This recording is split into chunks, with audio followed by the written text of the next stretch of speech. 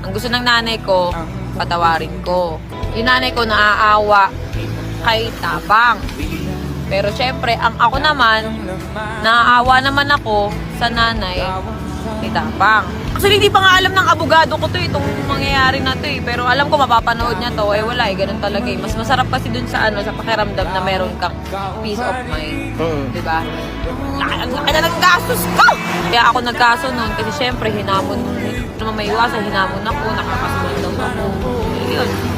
Nadala lang din ako ng galit. Pero yung, nung nakita ko na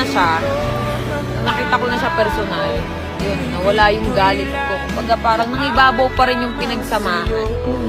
Yun pa rin yung nangibabaw. Tapos una kong concern kasi dito, ang unang mai-stress dito is yung nanay ni Piti.